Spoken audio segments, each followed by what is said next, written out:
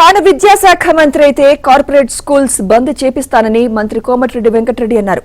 అధిక ఫీజులతో పేదలను దోచుకుంటున్న అందరూ దొంగలేనని, విద్య వ్యాపారం కావద్దని సూచించారు.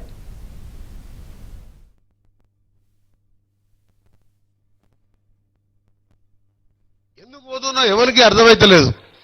పట్టిస్తే ఎంతో మంది వందల మంది విద్యార్థులు ఆత్మహత్య చేసుకుంటున్నారు.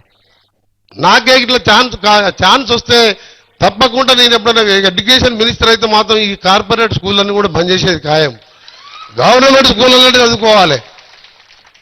ఎవరైనా పేదవాళ్ళు వస్తారు ఇంటికి ఇప్పుడు అడ్మిషన్ల సీజన్ వచ్చిందంటే నాకు భయం అవుతుంది. పోయొచ్చిన సార్ నారాయణకు ఈ బ్రాంచ్కు చైతన్యకు ఎంతన్నా రానంటే 3 లక్షలు అన్నాడు. అది ఉండేదే 2. ఆయనకు తెలిసి ఇట్లా కోమటి మనసులో అనగానే 3 బాగుంటాడు. మనం ఫోన్ చేయగానే సార్ మంచిది సార్ 2కి ఇస్తా అంటాడు. అసలు 2 లక్షలు దాని ఫీజు. చెప్పుడు 3 చెప్తాడు.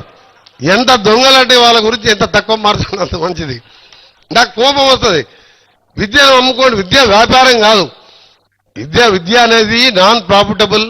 అది యాక్ట్ చట్టం ఉన్నది 25% పేదోళ్ళకి సీట్లు ఇవ్వాలని. ఆ చట్టాలకు తూట్లు పొడిచి ఈ దొంగలు ఇవాళ కార్పొరేట్ పేదవాళ్ళని దోసుకుంటున్నారు.